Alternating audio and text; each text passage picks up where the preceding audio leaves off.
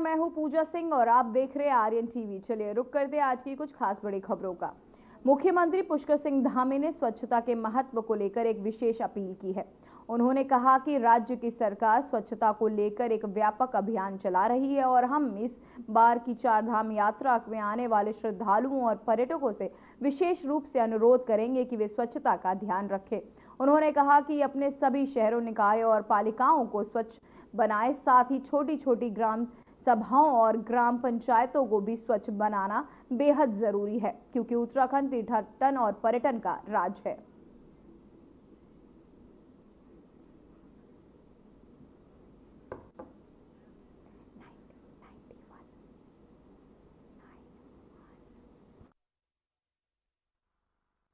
हम स्वच्छता को लेकर पूरा अभियान चला रहे हैं और इस बार की जो हमारी चारधाम यात्रा है, उस चारधाम यात्रा में आने वाले श्रद्धालुओं से, पर्यटकों से भी हम अनुरोध करेंगे कि वो स्वच्छता का विशेष रूप से ध्यान रखें।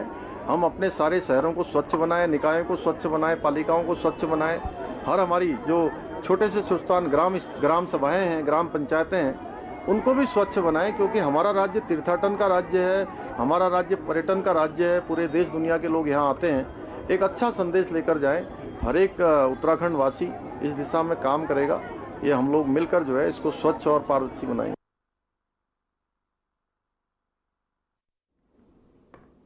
तो वहीं चारधाम यात्रा को लेकर राज्य सरकार लगातार तैयारियों में जुटी है। इस यात्रा को ध्यान में रखकर सीएम पुष्कर सिंह धामी ने सभी से अपील की है और साथ ही चेतावनी भी दी है कि धार्मिक स्थलों पर मर्यादा के साथ आए।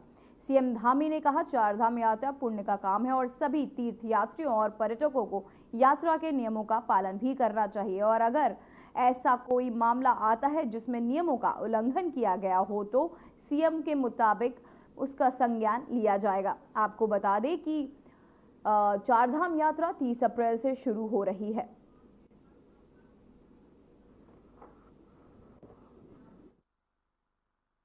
प्रकार की जो भी घटनाएं आएंगी तो उस पर जरूर संज्ञान लिया जाएगा और हमारा तो सबसे ये कहना है कि चारधाम यात्रा बहुत ही पुण्य और धर्म की यात्रा है।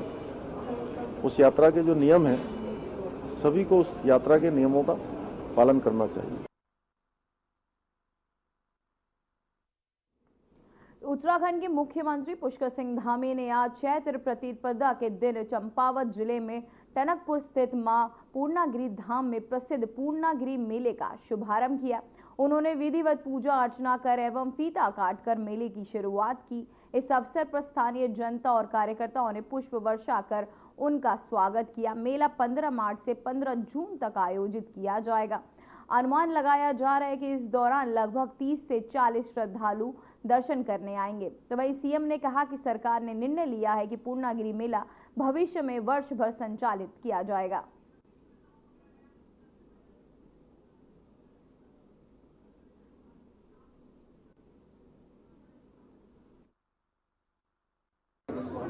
हो गया है। आने वाले सभी भक्तगण ठीक प्रकार से दर्शन करें, उनको आने जाने में सभी सुविधाएं प्राप्त हो, किसी प्रकार की परेशानी न हो। मेला प्रशासन, जिला प्रशासन सब मिलकर इस मेले को व्यवस्थित करेंगे और हमारा प्रयास है आने वाले समय में बड़ी संख्या में यहाँ श्रद्धालु आते हैं तो यहाँ एक सर्किट बनेगी। वो सर्किट बनकर मेले में आने वाले श्रद्धालुओं को उनके 2, 3, 4 दिनों का एक उनका प्लान बने, जिसमें कि इसके आसपास चाहे वो चंपावत का हमारा क्षेत्र हो, गोलजी का स्थान हो, बाबा गोरखनाथ का स्थान हो, माँ बाराई का स्थान हो, रणकुची मैया का स्थान है, भया नूरा बाबा का स्थान है, श्यामला ताल है। ऐसे स्थानों की यात्रा लोग करें। रीठा साहब भी इसी में, मायावती अद्वैत मायावती आश्रम भी इसी जनपद में स्थित है। तो इस प्रकार के सर्किट बनाने पर भी हम विचार कर रहे हैं और मेला केवल 3 महीने का मेला न होकर आने वाले समय में पूरे साल भर का मेला हो, साल भर यहाँ यात्रा चले, उस दृष्टि से हम लोग काम कर रहे हैं। तो वहीं बीजेपी के वरिष्ठ सांसद रविशंकर प्रसाद ने कर्नाटका सरकार के तहत मुस्लिम ठेकेदारों के लिए 4% आरक्षण को मंजूरी दिए जाने पर तीखी प्रतिक्रिया व्यक्त की है। उन्होंने कहा कि कर्नाटक सरकार ने अपने बजट में मुस्लिम समुदाय के ठेकेदारों के लिए 4% आरक्षण देने की घोषणा की है। नौकरी में तो ये समझ आता था, लेकिन अब सरकारी ठेकों में भी आरक्षण दिया जा रहा है, जो बहुत ही चिंताजनक है। कर्नाटक सरकार ने हाल ही में अपने बजट में 4% आरक्षण की घोषणा की थी, जो मुस्लिम समुदाय के ठेकेदारों को मिलेगा।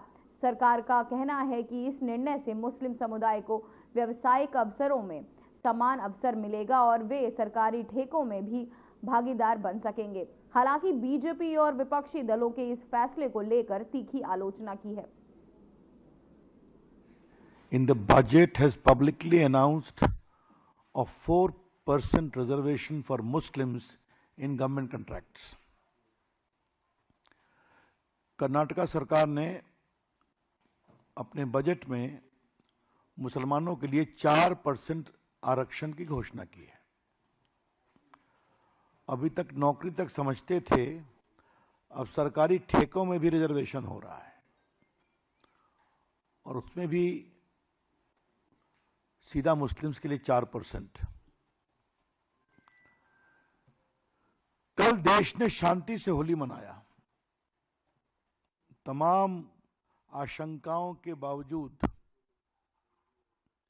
क्या उत्तर प्रदेश, क्या बिहार, क्या मध्य प्रदेश, क्या राजस्थान प्रेम और सौहार्द में होली मनी और हिंदू और मुसलमानों ने एक नए एका का परिचय भी दिया, सद्भाव का परिचय दिया। और ठीक वैसे समय कम्युनल पॉलिटिक्स और वोट बैंक पॉलिटिक्स को एक नया आयाम दिया जा रहा है। उत्तराखंड में होली के पर्व के बाद राजनीतिक हलचल तेज हो गई है। पार्टी संगठन के मुताबिक धामी सरकार ने 4 नए कैबिनेट मंत्रियों की एंट्री हो सकती है। वहीं 1-2 मंत्रियों की छुट्टी भी तय मानी जा रही है, जो उम्र या विवादों के कारण पद से हटा सकते हैं। नए कैबिनेट मंत्रियों के चयन पर बीजेपी विधायक विनोद चमोली ने जब सवाल पूछा गया कि क्या वह कैबिनेट मंत्री बनने के इच्छुक हैं, तो उन्होंने स्पष्ट रूप से जवाब दिया कि वह इस चर्चा से बाहर है। कहा कि जो भी जिम्मेदारी पार्टी सौंपेगी उसे पूरी ईमानदारी और निष्ठा के साथ निभाने के लिए तैयार हूं।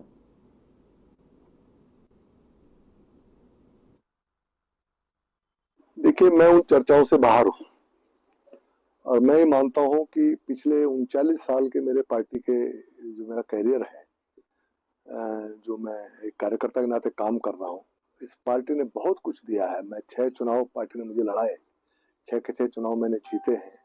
बड़ा मान सम्मान पार्टी ने मुझे दिया है।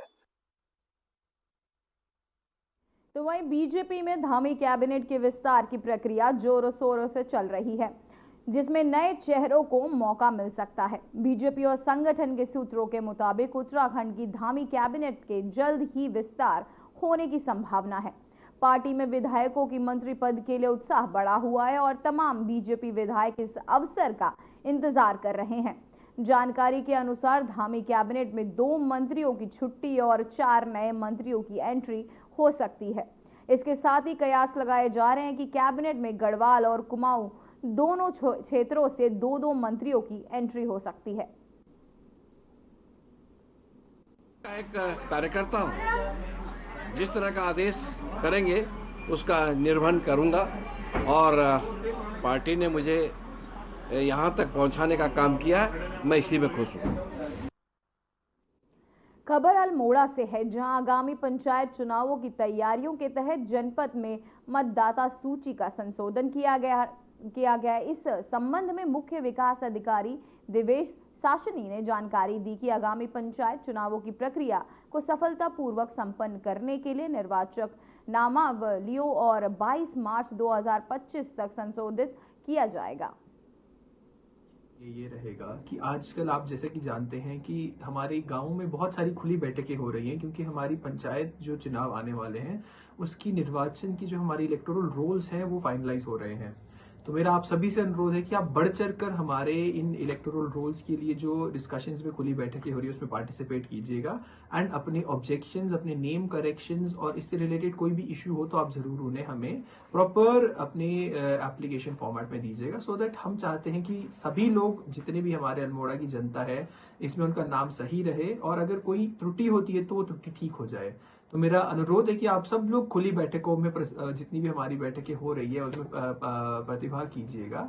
एंड अगर कोई और इशू भी रहता है तो आप लोग हमारे ब्लॉक ऑफिसेज में भी जा सकते हैं जिनकी पांडुलिपियां पड़ी हैं, और अपने गांव के या कोई भी इशू हो उनको देख सकते हैं पांडुलिपियों को, और अपने इश्यूज को नोट करा सकते हैं, ताकि हम इस कार्यक्रम को और जो हमारे इलेक्टोरल रोल है उसको बहुत क्लीन बना सके।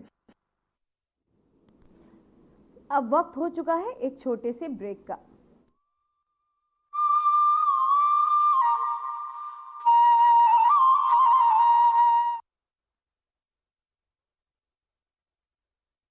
प्रधानमंत्री श्री नरेंद्र मोदी जी की प्रेरणा और मुख्यमंत्री श्री पुष्कर सिंह धामी के संकल्प से उत्तराखंड बना भारत का पहला राज्य जहां यूनिफॉर्म सिविल कोड यूसीसी लागू किया गया है।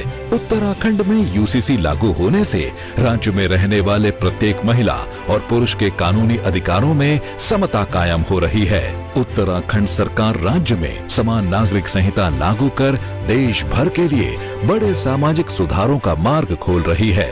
इस कानून के तहत जहां महिलाओं को विवाह, तलाक और पैतृक संपत्ति में समान अधिकार मिलने जा रहा है, वहीं यूसीसी के जरिए एक तरफा तलाक और बहुविवाह जैसी कुप्रथाओं पर रोक लगेगी।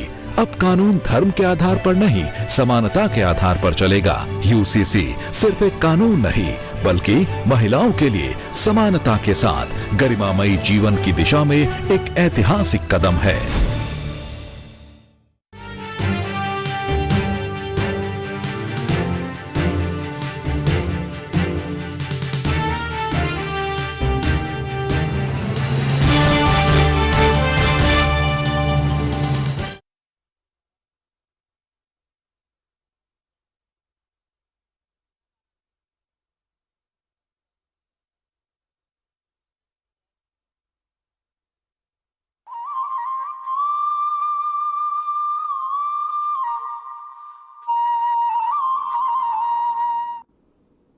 ब्रेक के बाद एक बार फिर से खबरों में आपका स्वागत है।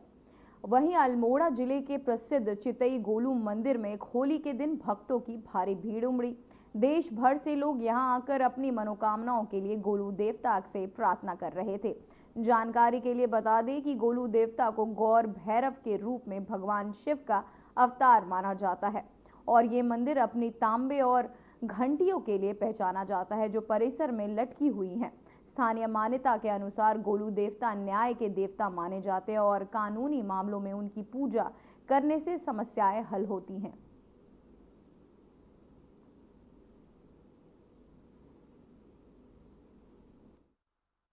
न्याय देवता गोलू महाराज में आए हैं।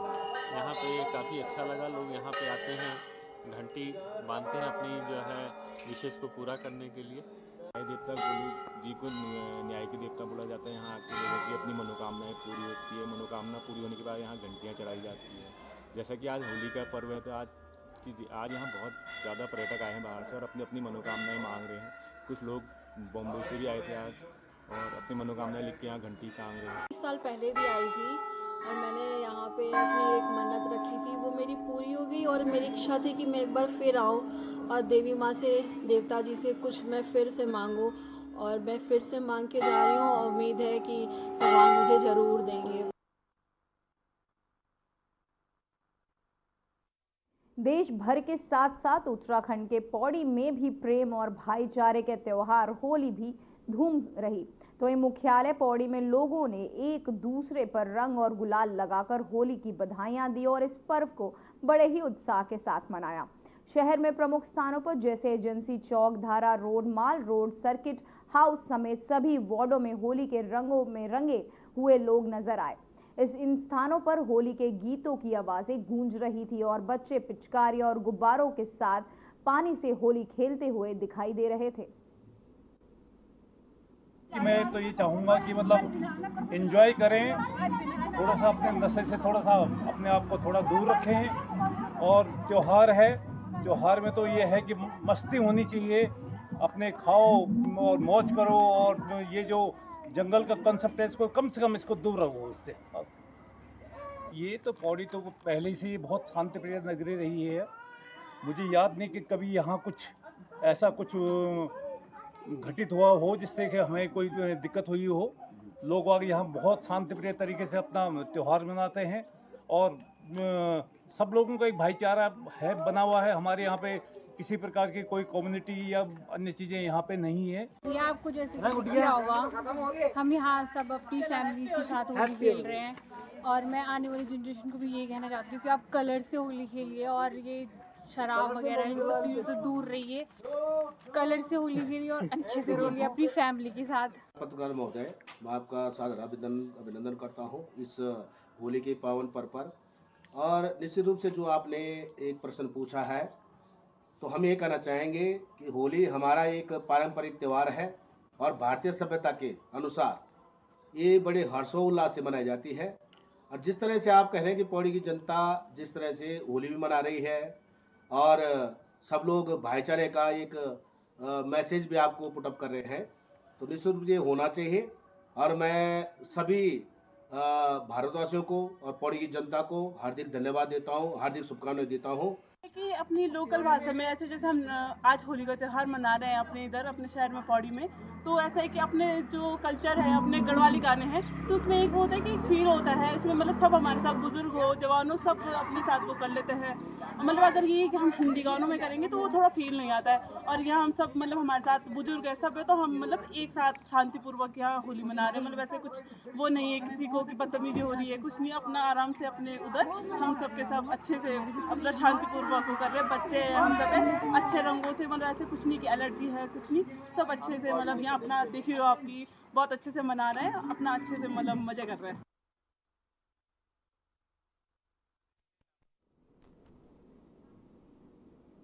फिलहाल वक्त हो चुका है एक छोटे से ब्रेक का।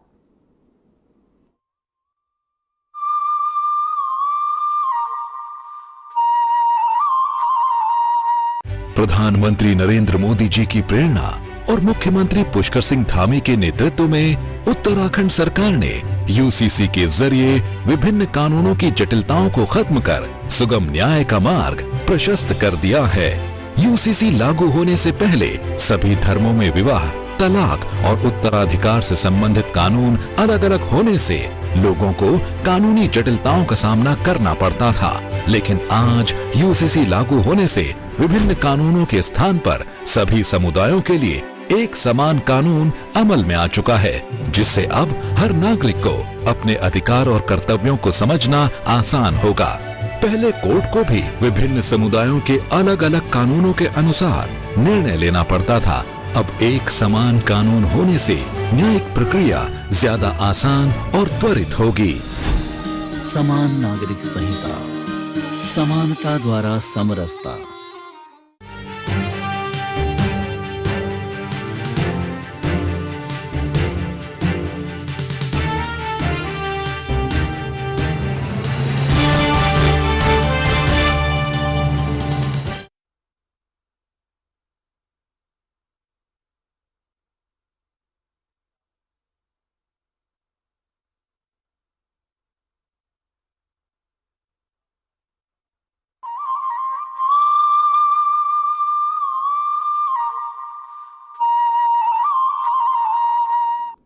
ब्रेक के बाद एक बार फिर से खबरों में आपका स्वागत है।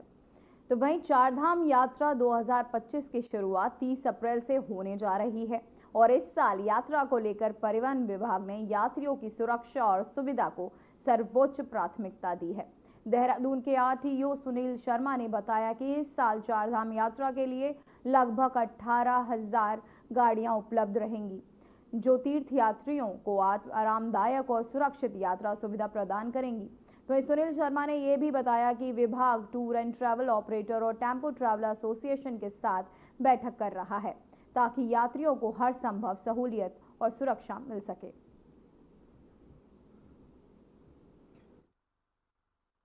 चारधाम यात्रा में आने वाले जितने भी यात्री हैं उनको सुरक्षित यात्रा के लिए हमारे परिवहन विभाग द्वारा प्रबंध किए गए हैं, जिसके अंतर्गत ना सिर्फ हम इन्फोर्समेंट एक्टिविटी कर रहे हैं, उसके अलावा प्रचार प्रसार पर भी पूरा ध्यान दिया जा रहा है। हम लोगों ने चेक पोस्टें जो हमने स्थापित करी हैं वो हाईटेक चेक पोस्टें हैं। वही गाड़ियों को चारधाम यात्रा में भेजा जाएगा जिनका ग्रीन कार्ड बना हुआ है और ट्रिप कार्ड में उनकी ड्राइवर की और सारे यात्रियों की इन्फॉर्मेशन है। जो भी बिना ग्रीन कार्ड और ट्रिप कार्ड के आएगा उसको चारधाम यात्रा पर नहीं जाने दिया जाएगा और चालान भी किया जाएगा। इसके अलावा लोगों को क्या क्या सावधानियां बरतनी है, इसके लिए हम सोशल मीडिया के माध्यम से और पेपर के माध्यम से डूज एंड डोंट, क्या करें क्या ना करें, उसके बारे में सबको सूचना दी जा रही है। और हमारा पूरा प्रयास है कि जो चारधाम यात्रा 2025 है बहुत अच्छी तरह से संपन्न हो, यात्रियों लोग प्रसन्न भी रहें और कंफर्टेबल यात्रा उनको सही दामों पर कराई जा सके। तो वहीं उत्तराखंड सरकार ने विद्यालयी शिक्षा में सुधार के लिए राष्ट्रीय शिक्षा नीति 2020 के तहत क्लस्टर विद्यालय योजना लागू करने का निर्णय लिया है। इसके तहत कम छात्र संख्या वाले विद्यालयों को जोड़कर एक हब के रूप में विकसित किया जाएगा।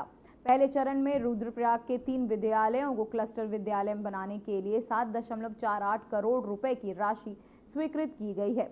इसके अलावा राज्य की सांस्कृतिक विरासत और महान विभूतियों के इतिहास को पाठ्यक्रम में शामिल किया जाएगा।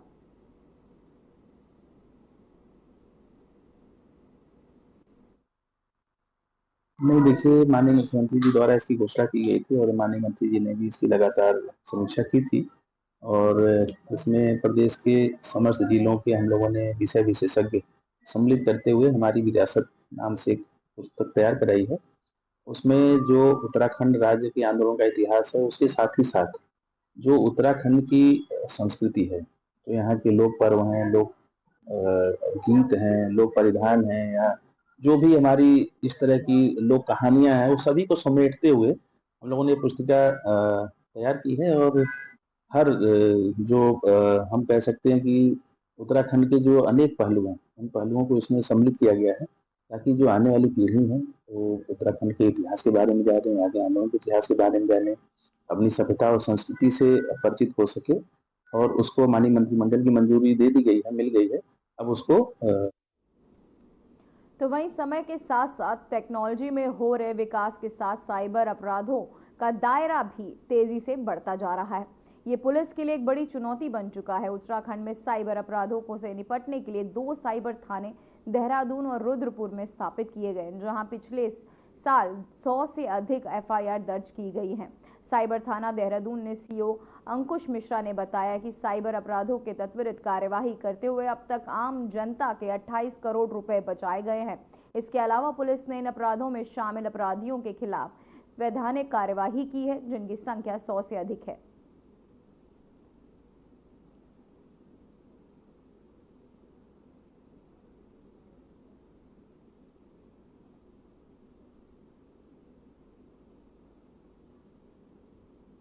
तो वहीं ऋषिकेश में भल्ला फार्म में एक पूर्व सैनिक पर हुआ जानलेवा हमले का CCTV फुटेज आया सामने। कार्यवाही की मांग की जा रही है। वहीं श्यामपुर पुलिस चौकी क्षेत्र अंतर्गत भल्ला फार्म में एक पूर्व सैनिक पर जानलेवा हमला हुआ। कुछ लोगों ने धारदार हथियार से पूर्व सैनिक के सिर पर वार कर उसको घायल कर दिया। पूर्व सैनिक की पत्नी ने पुलिस को तहरीर देकर आरोपियों के खिलाफ कड़ी कानूनी कार्यवाही करने की मांग की है। हमले की घटना CCTV कैमरे में कैद हुई।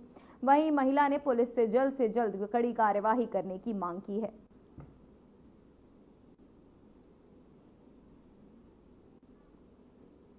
तो वहीं पश्चिमी पिंडर रेंज नारायण बगड़ में आदि बद्री के पास एक होटल में आपको बताते चले गलियारे में एक घायल गुलदार के होने की सूचना मिली है, जिसके लिए तत्काल पश्चिमी पिंडर रेंज नारायण बगड़ एवं केदारनाथ वन्य जीव प्रभाग की QRT टीम के तहत एक संयुक्त रेस्क्यू मिशन चलाकर कड़ी मेहनत के बाद सफलतापूर्वक घायल गुलदार को रेस्क्यू करके प्राथमिक उपचार करने के लिए मौके पर भेजा गया। वहीं गहन उपचार हेतु चिड़ियापुर रेस्क्यू सेंटर हरिद्वार भेजा गया है। वहीं इस मामले में पश्चिम पिंडर रेंज बद्रीनाथ वन विभाग ने वन क्षेत्र अधिकारी अखिलेश भट्ट ने जानकारी दी है कि फिलहाल ये मामूली नहीं हो पाया, लेकिन गुलदार आपसी संघर्ष में घायल हुआ है या किसी वाहन आदि की चपेट में आने के कारण चोटिल हुआ है।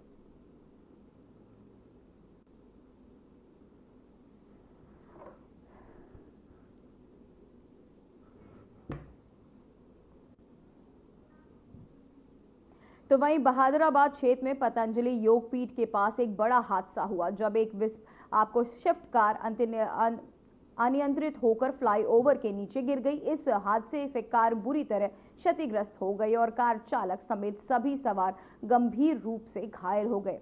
स्थानीय लोगों और पुलिस की मदद से घायलों को तुरंत अस्पताल पहुंचाया गया, जहां उनका इलाज जारी है।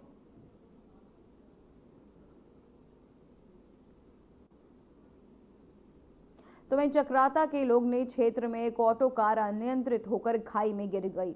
इस हादसे में 2 लोगों की मौत हो गई, जबकि 2 गंभीर घायलों को अस्पताल पहुंचाया गया है। वहीं पुलिस को सूचना मिली कि लोखंडी क्षेत्र में बुंदेल गुफा रोड पर एक कार 250 मीटर गहरी खाई में गिर गई। सूचना पर एसडीआरएफ ने मुख्य आरक्षी राकेश कुमार के नेतृत्व में एसडीआरएफ की टीम अपने रेस्क्यू उपकरणों के साथ मौके पर पहुंची और रेस्क्यू ऑपरेशन शुरू किया।